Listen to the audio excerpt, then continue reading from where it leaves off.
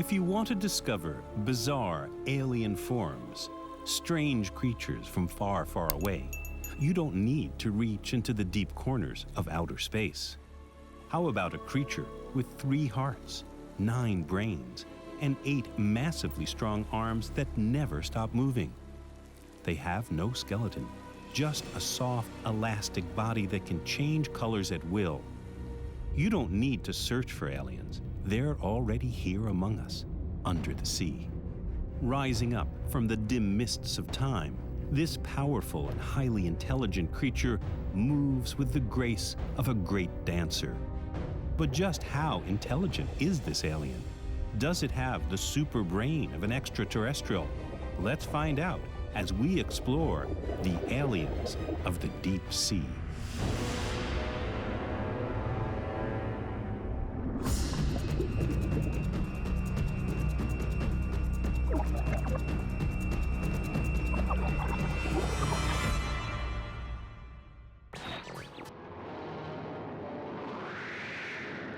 The octopus has long inspired fear and loathing, a slimy creature hurtling up from the bottom of the sea to attack ships and drag unlucky sailors to their deaths in the dark sea. But is there any truth to the myth?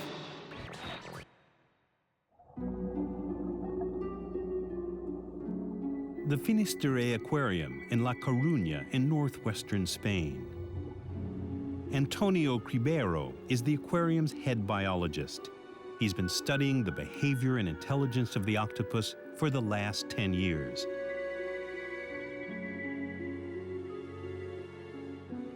But what most people don't know is that while we've been studying the octopus has been studying us.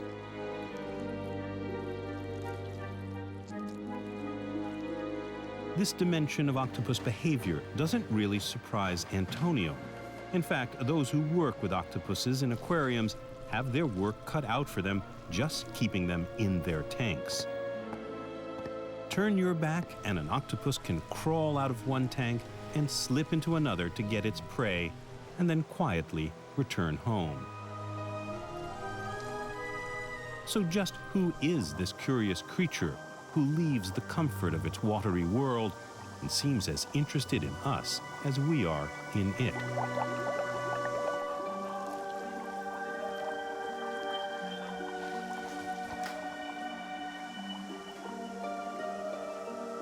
Antonio knows this isn't an animal who simply made a break for freedom. This is an intelligent creature who's mapping its environment. But just how intelligent is the octopus?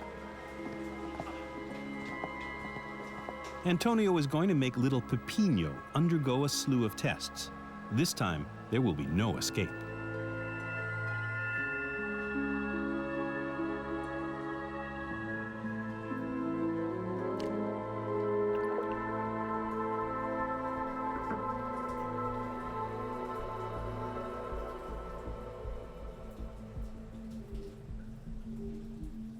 Most animals learn the skills they need from their parents, to find food and to hide from their enemies.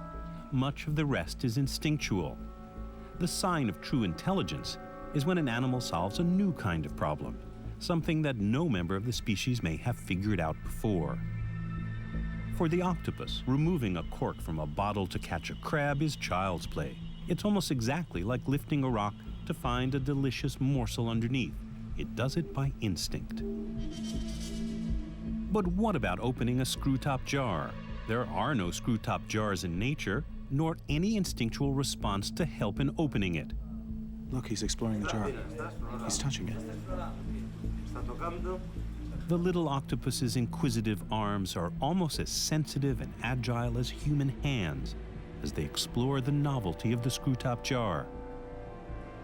Here it seems the octopus is not using instinct, but cognitive reasoning to solve this problem, thinking, if the crab got in there, there must be a way to get it out.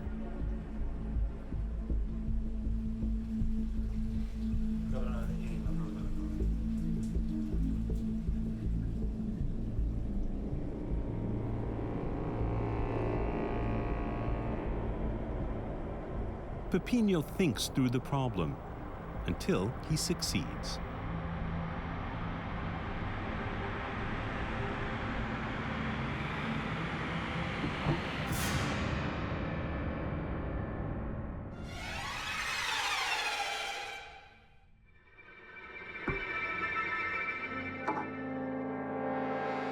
The hardest part is to believe that this animal is simply a mollusk. As far as his family tree goes, this young octopus is more closely related to an oyster or a snail than to any other species of animal. As a reward for all his hard work, Pepiño injects poison to paralyze the crab, and then it's lunchtime.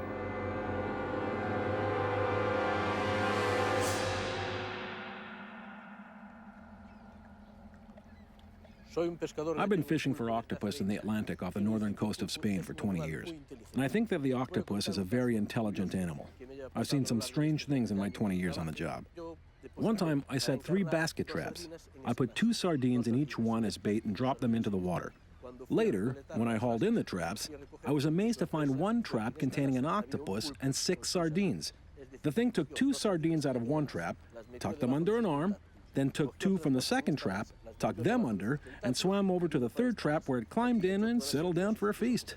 When we catch an octopus in a trap, it's either because it fell asleep or because it's confused.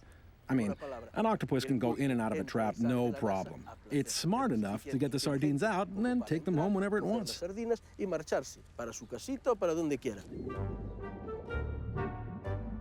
Lobster traps may fool lobsters, but they're just food storage for an octopus.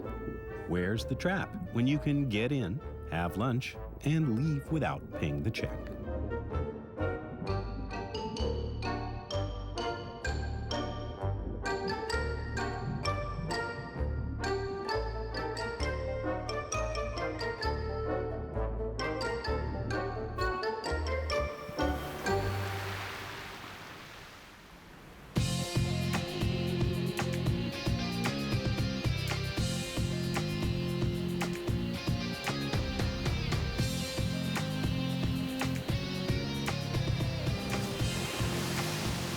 Back at the aquarium, Antonio Cribero and his team make their crab-eating experiment even harder.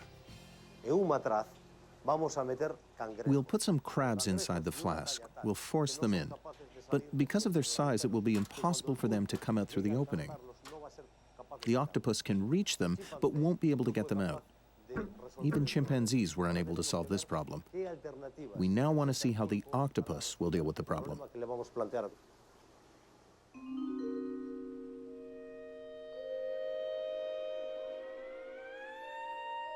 These crabs were forced into the flask, a situation that simply wouldn't happen in the octopus's natural habitat.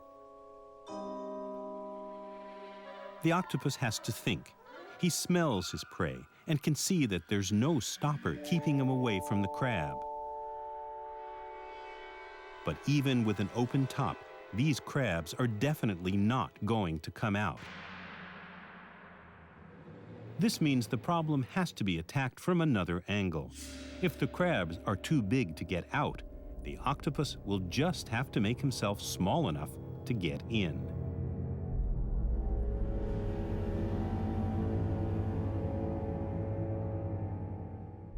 Although he's closed up inside, Pepiño doesn't seem agitated.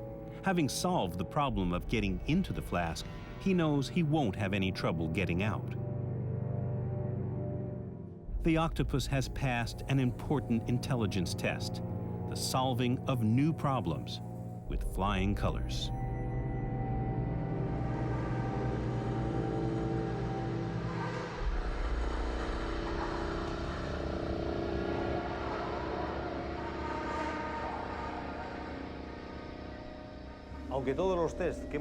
In all of these tests, we've used our star octopus Pepiño.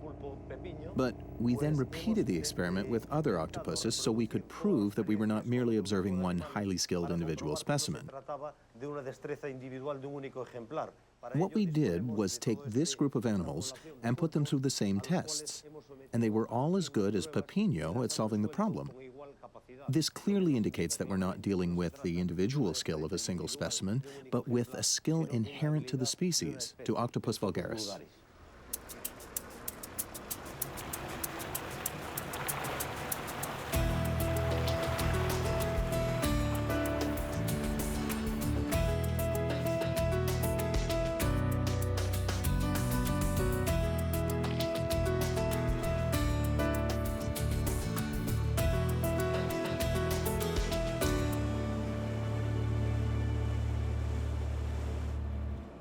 The chilly waters of British Columbia, off Vancouver Island, are haunted by a specter, the largest of the cephalopods. It's Octopus dofleini, the North Pacific giant octopus. Kevin van Klemput has studied this area for 3 decades now. The giants hold few secrets for him. So where are we going? We're here at Wayne Rock. Right now the anchor is sitting in about 15 meters of water in what I call a valley of 3 rocks. And so we'll be going down to the anchor and working our way upslope onto the top of the reef just off the starboard side of the boat here. And that's where we'll work with the octopuses up on top of that. Any chance of finding a female and eggs today, do you think? Today, if we get down in the 20 to 30 meter range, we may be able to find some females with eggs in their dens. So maybe we'll get down and see some of them.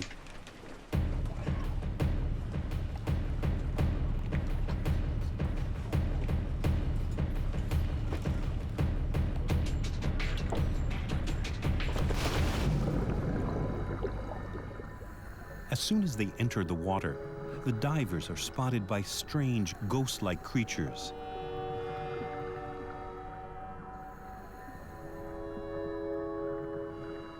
The men have no idea they're being watched.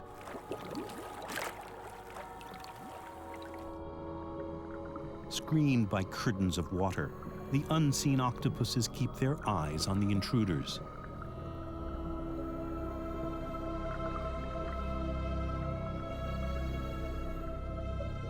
The huge animal slowly comes closer and decides to risk a meeting. Truly, a close encounter of the third kind.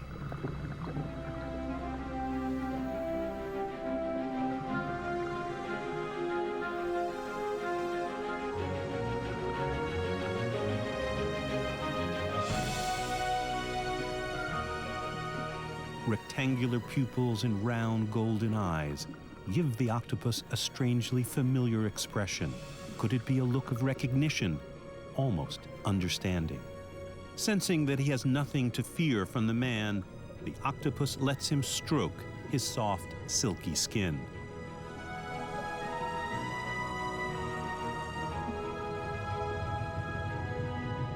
This creature is as unthreatening as it's awe-inspiring. It's odd. Despite its amazing size, its Herculean strength, and its complex brain, the octopus has never become king of the sea. Many think this has to do with the tragically short life expectancy of the female.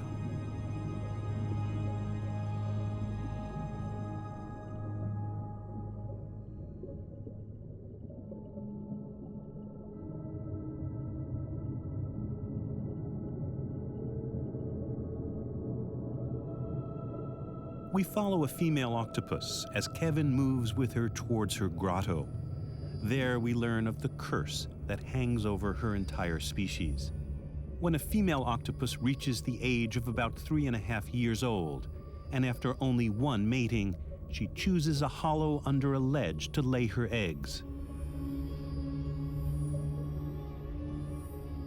Concealed in this hideaway for 6 months while her eggs incubate, this self-sacrificing mother spends all her time protecting and oxygenating her eggs, which hang in clusters from the underside of the ledge.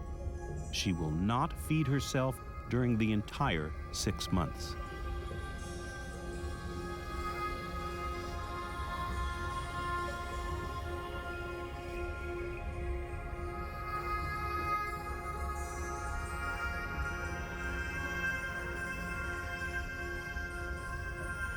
By the time the eggs start to hatch, she is exhausted, anemic, and starving. Her sacrifice may preserve the species, but at the same time, it has prevented it from passing on skill and knowledge from one generation to the next. Each and every generation of octopus has to start learning about its world from scratch. Every generation is born into an eternal new beginning. The mother's last effort is to leave the grotto for her offspring, then she slowly dies of exhaustion.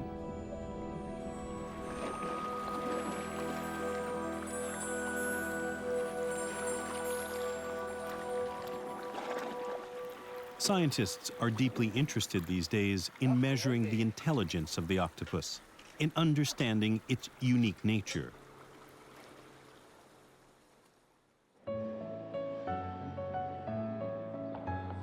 Perhaps nowhere more so than here in Monaco, at one of the great centers of oceanographic studies. Thousands of mysteries have been solved, and many discoveries have been made within these walls. Didier Terron, head biologist of the museum, explains this new interest in the unique intelligence of the octopus. We found a small marine reptile that existed 150 million years ago that preyed on the octopus. That's when the octopus began to evolve toward its present form. It started to lose its external shell and began to colonize a variety of environments like the deep ocean or coastal regions, where it evolved much more speed and agility. The oldest cephalopod fossils ever found are 507 million years old. We know that there was a split into two branches. On one side, we have the present underwater marine vertebrates and higher vertebrates, including humans. And on the other side, we have the cephalopod of today. These two branches separated between 500 and 600 million years ago. Since that time, the octopus has developed its own independent form of intelligence. Primates, dolphins, all the known forms of higher intelligence on Earth are the product of a single evolutionary line. However, over the last 500 million years, the octopus has created a line parallel to ours and developed its own intelligence.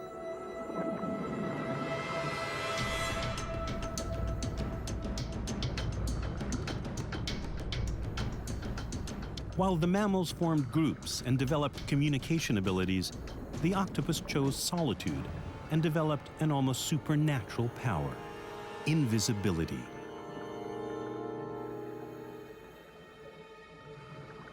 The octopus has the uncanny ability to blend into the background almost completely.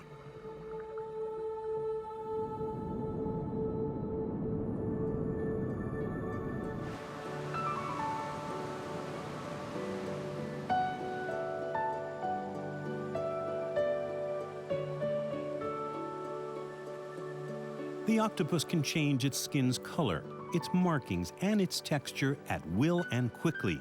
It's a thought-out action, the result of the animal's observation of its environment and a hair-trigger interpretation of it. To penetrate the mystery of the octopus's thinking skin, Antonio has chalked up hundreds of hours of observation. We call this tank the marine paradise, and at least for the octopuses, it is. The tank is full of rocks that the octopuses can use as hideouts, and they can behave as they would in their natural habitat. Finally, and this is the best part for the octopus, there are no predators here, and this provides an ideal environment for us to observe the interesting behavior of these cephalopods.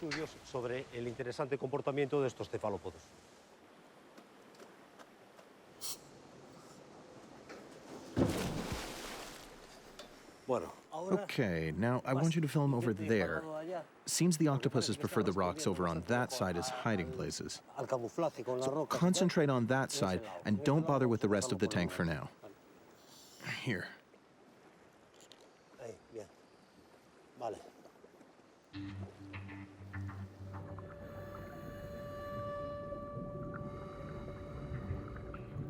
The little octopuses are somewhere around, but where? They must be caught by surprise, otherwise they'll disappear in a flash. As it flees, shooting ahead like a rocket, the octopus releases bursts of ink. These clouds are composed of melanin and other secretions, and they're meant to imitate the octopus's silhouette. Most enemies are fooled by these decoy shapes, except that now it's another intelligent being that's keeping up the chase. We also discovered that it's a very emotional animal, and it can turn pale with fright, redden with anger, or alternate between the two colors.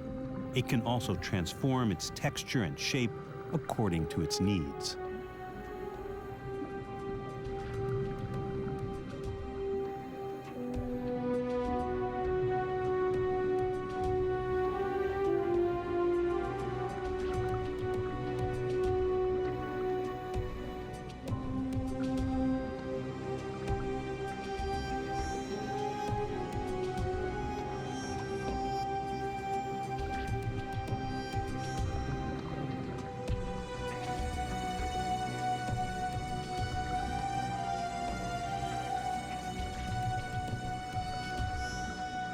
The octopus can even take on the granular texture of the ocean floor, becoming, for all intents and purposes, a mineral.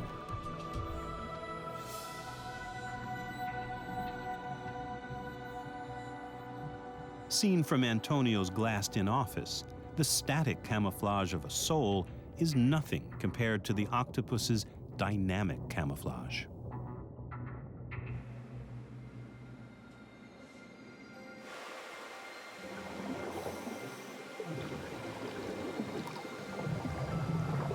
Antonio decides to try a more radical experiment to see to what extent the octopus's thinking skin will adapt to its surroundings.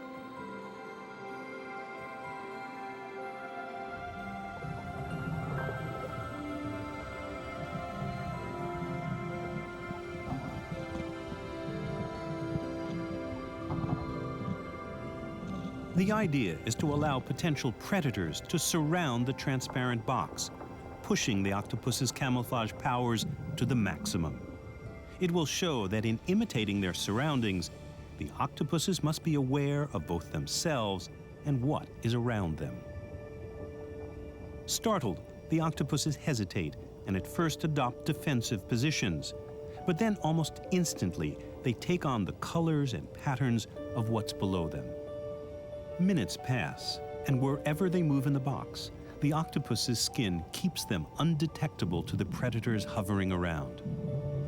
Now the experiment becomes even more challenging. Antonio asks his divers to install a piece of canvas printed with a geometric pattern on the bottom of the box. The colors correspond to the pigmentation possibilities of the octopus's melanin, but there's no way that the animal could have seen this artificial design in nature. Proving again that these color changes are the result of actual visual observation. They react very quickly and adapt to the new situation.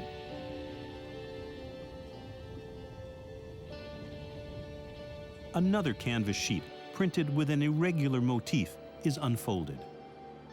Antonio thinks that the octopus's chromatophore or color cells have now reached their limit.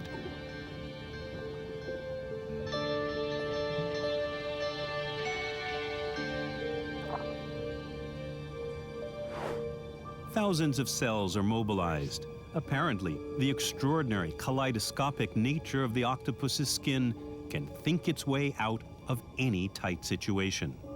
We've seen that camouflaging is a conscious, voluntary act triggered by the octopus's thinking process. But other species of octopus go even further. They not only change their color and texture to confuse predators, they can even mimic the shape and behavior of other animals.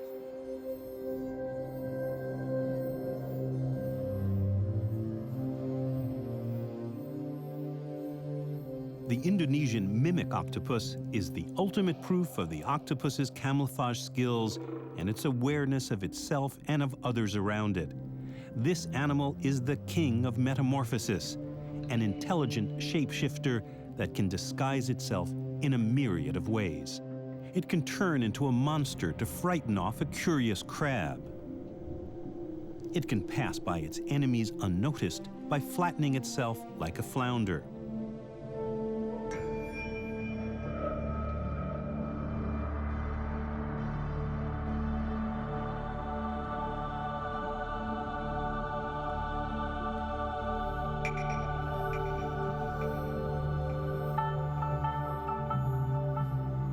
Or swimming freely, it turns into a scorpionfish, a dangerous character whose spines are capable of injecting a deadly poison.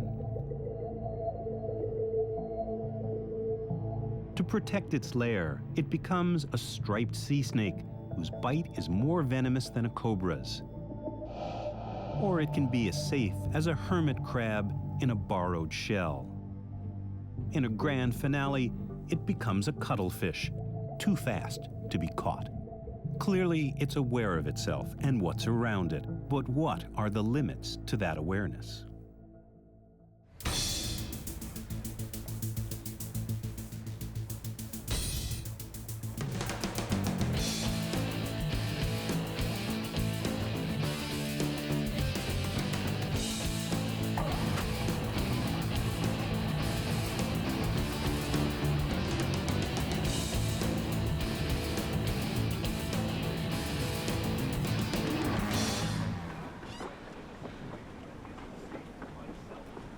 Biologists Kevin Van Klemput, Douglas Swanston, and Neil McDaniel are about to stage a unique experiment. They hope to prove that octopuses can create a realistic representation of themselves in their minds, to show that they possess an accurate concept of their capabilities and their anatomies. To do this, they place a giant octopus inside a box. The only way to get out of it is through a hole that's 6 centimeters in diameter, a dimension that was chosen for a reason.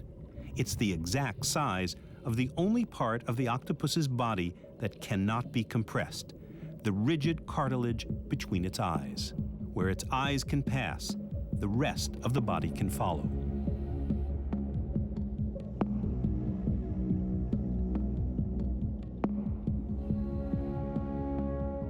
The animal, captured just a few hours before the experiment, has had no experience with divers and finds itself facing a tough problem indeed. In spite of the unfamiliar situation, the red giant quickly finds the right opening and uses an arm to accurately measure it. Then it smoothly slides one arm after another through the hole.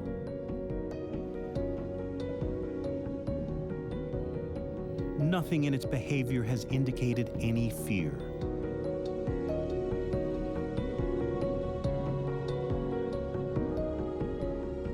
Leaving its head until the last, compressing and reshaping it, the Houdini of the animal kingdom has broken out of its prison.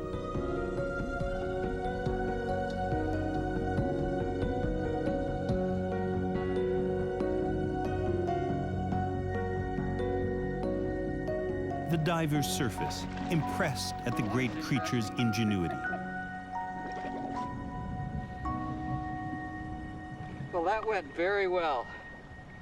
We got everything all set up there, and then when Doug arrived with the octopus, brought him over to me, I opened the lid and put the octopus in there. He toured around in the box, found the hole. It took a long time. It took probably 5 minutes for it to get out. Very, very slow, very methodical, one arm. Then he put 2 arms out of the hole and brought it back in again. Finally a 3rd arm. It was really tough to get the 3rd arm out. And then it seemed to start to work on its mantle. Very cool. And then she popped her eyeballs and mouth part out, collapsed her mantle, put 1 more arm out, popped her mantle out, and then took the rest of the arms. It was just really quick, like she knew what she was doing this time. Immediately, the experiment is run again, but this time with a 4-centimeter hole, smaller than the distance between the octopus's eyes. It won't be able to get through such a tiny space. The animal seems to be thinking it over, noting the change and judging the space available with an arm.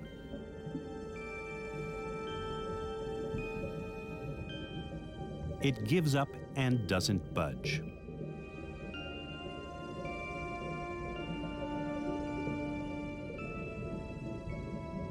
The experiment is repeated dozens of times with different octopuses and always with the same result.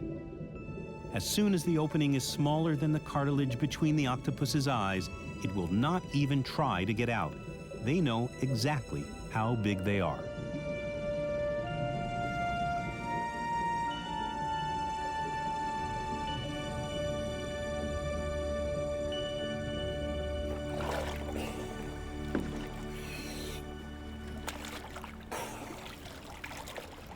Well, I think that big guy knew that he just wasn't going to fit out through that hole.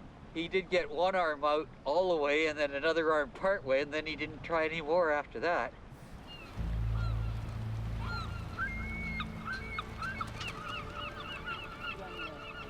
After the experiment ends, the biologists bring their 8-armed guinea pig to the shore before releasing it into the water. Animal here before we release it. When we first captured this guy, we were figuring he was around 50 pounds, so it's going to be interesting to see what he actually weighs when we hang it here on the scale.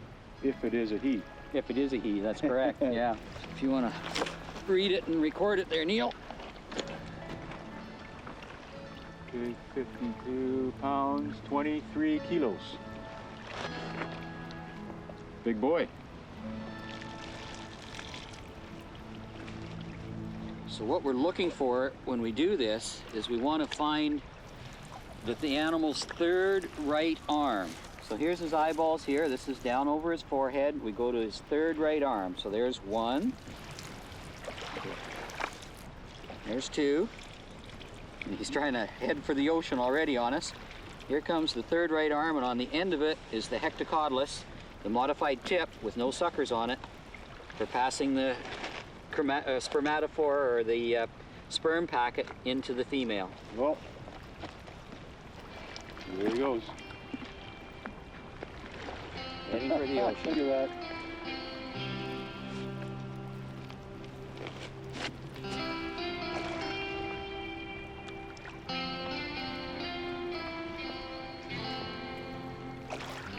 Our octopus, one of the giants of the sea, takes a last look at the world above the water and slides back into its liquid kingdom. Oh, he's happy now. Go back and visit his girlfriend.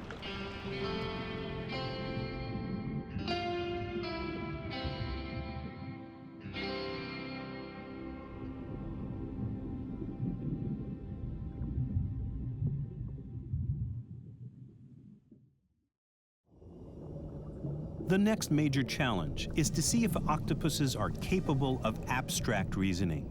Do their notions of time and space allow them to imagine the future? In La Coruña, Antonio Cribero is carrying out a maze experiment. He has a box with two exits. One, a very small hole. The other exit, a larger hole, leads into a long tube that ends in the form of a W. Like its Vancouver Island cousins, the octopus analyzes the hole, too small to get through. There's only one other option. The octopus can't see what's at the end of the tube. To take this path means the animal has to imagine and commit to an unknown reality. Danger is lurking, even if the octopus may feel some protection from the plexiglass tube. A big grouper, the octopus's most feared predator, is right there watching.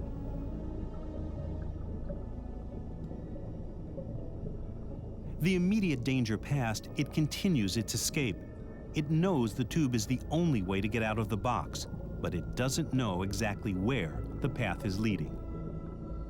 The octopus uses the ends of its arms as if they were its fingers or its nose and explores each new turn.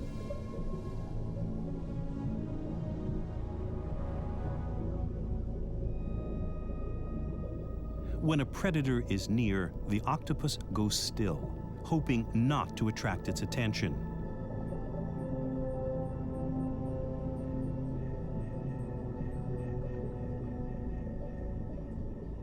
It then continues its cautious progress.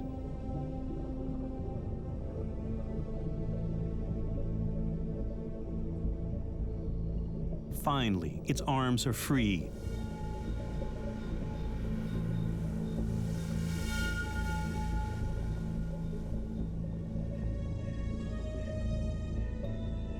A last look around, and it rushes behind a rock.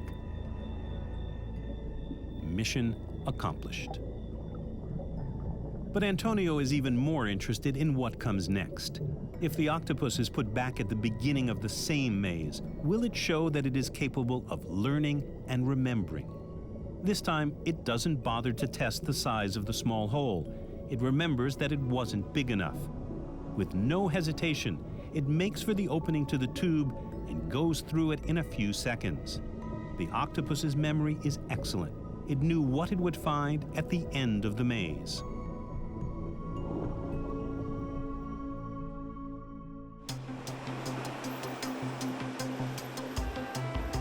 Naples, Italy.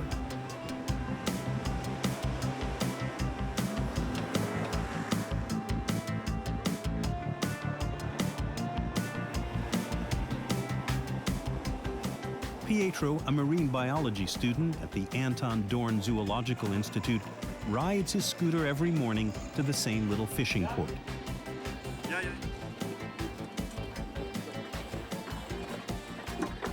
Every day, his friends keep a little live octopus from their catch for him.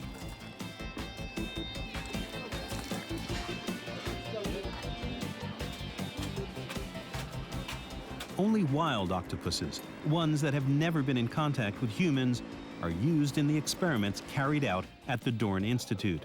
That's to make sure that the octopus's reactions aren't the result of any learned behavior. Around since the end of the 19th century, the Institute is the first research center in the world to become interested in measuring the intelligence of the octopus. And this is where some of the most advanced research in this area has been carried out.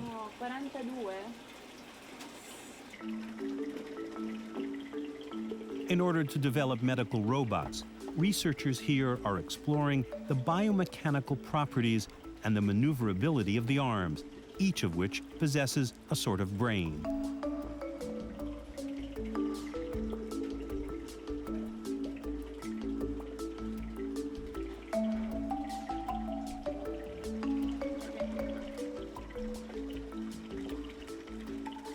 Dr. David Edelman of the Neurosciences Institute in California is primarily interested in the reasoning powers of the octopus.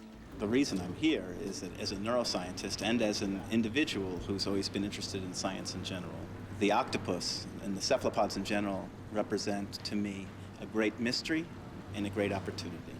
When I look at an octopus, what I see is a totally alien organism, an organism that appears entirely different in its external manifestation than any of the vertebrates that I'm very familiar with.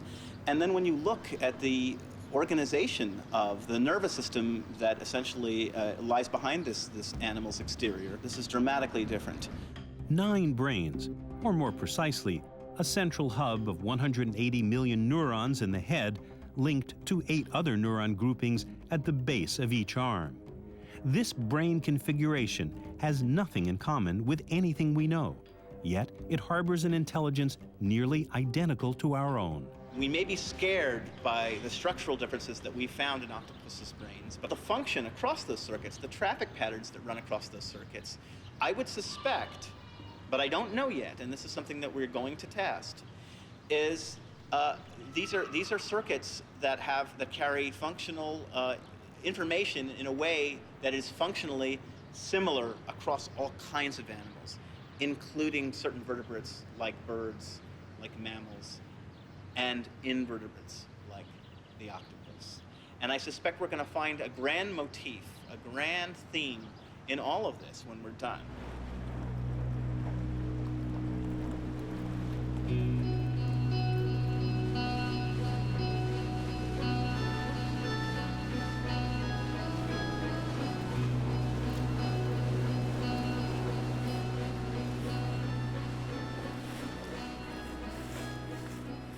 Near the Institute, in the waters off Capri, researchers are trying to jumpstart the evolution of the octopus's intelligence, to lead the octopuses to the next step, communicating knowledge among themselves. The thousands upon thousands of tourists who've taken to Capri's waters have had an impact on the octopus, especially on their food supply. Fish have become rare. The Anton Dorn researchers have observed that the octopuses here, probably affected by the difficulties of their habitat, have become less fearful and don't try to escape from divers.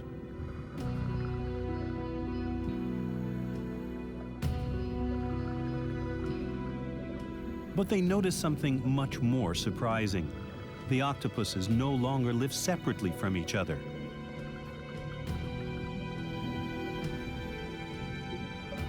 And they've become more dominant in their environment.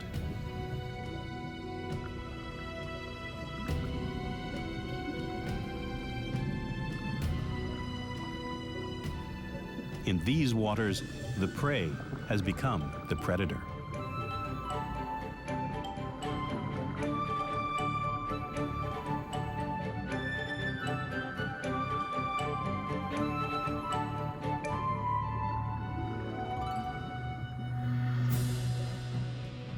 Above all, even without language, without the possibility of easily communicating knowledge, they have begun to interact, to observe each other, watching each other's reactions.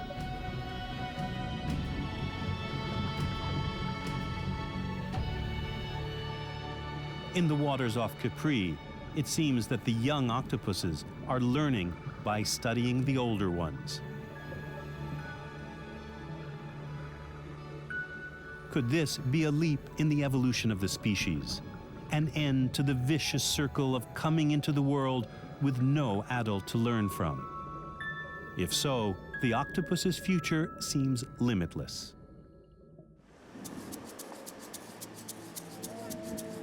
Back in Naples, Professor Graziano Fiorito, a pioneer in the study of the behavioral biology of the octopus, in collaboration with David Edelman, wants to put their theories into practice. They want to demonstrate that the new generation of octopus is now learning how to learn. We got an idea for an experiment when we were watching a Cousteau film. Cousteau showed an octopus opening a sealed glass container to get to his food. In his case, the food was a lobster, whereas we use crabs. We wondered what would happen if we placed two octopuses face to face, one who knows how to open the container and the other who doesn't. We wanted to know if one octopus could learn by observing the other.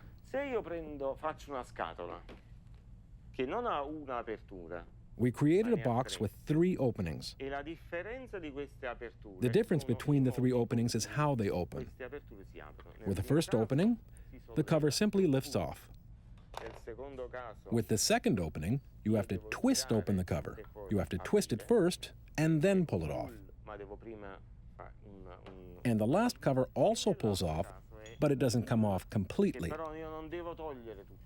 We place a crab in the box, and then we wait to see what happens.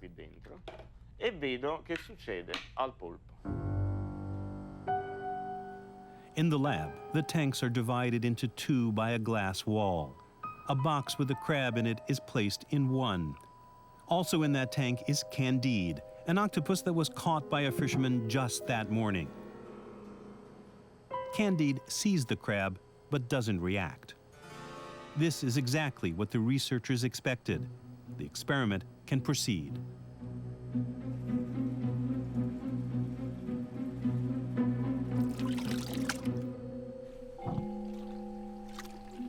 In the other side of the tank, the same kind of box is given to an octopus that has spent a few days in the lab and has learned how to get into the multiple opening box.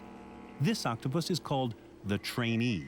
It immediately starts to open the box to get at the prey.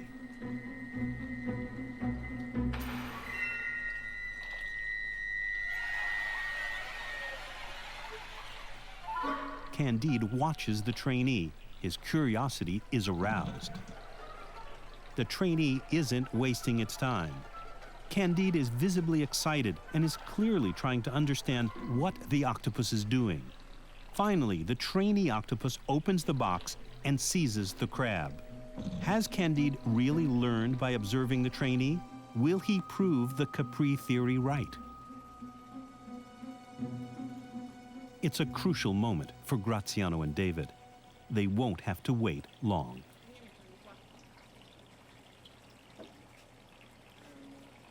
Now the glass panel between the 2 tanks is covered over, preventing the octopuses from seeing each other. Candide is left alone with the problem. Is he going to succeed? Without hesitating, Candide grapples with the box and manages to get it open in barely a few seconds. He's observed and he's understood. The experiment is repeated dozens of times and the box is placed in different positions. The octopus always opens it on the same side using the same opening, showing that he didn't simply learn to imitate a movement, he really understood what had to be done. It seems that the octopus is about to take a leap ahead in the evolutionary scheme. There may be no holding back its formidable intelligence. Is this the start of a Hollywood horror movie?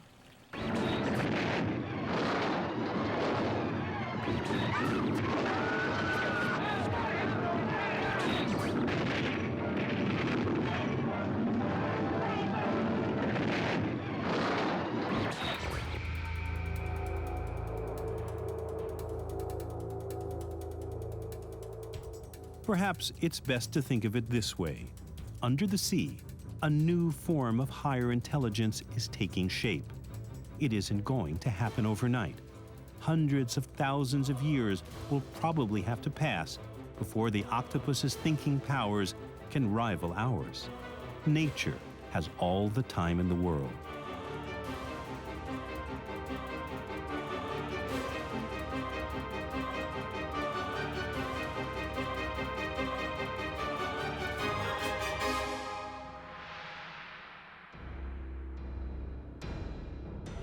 Who knows? The next conquerors of the Earth won't have to come from outer space. So let's try to make friends with them. After all, they're already here.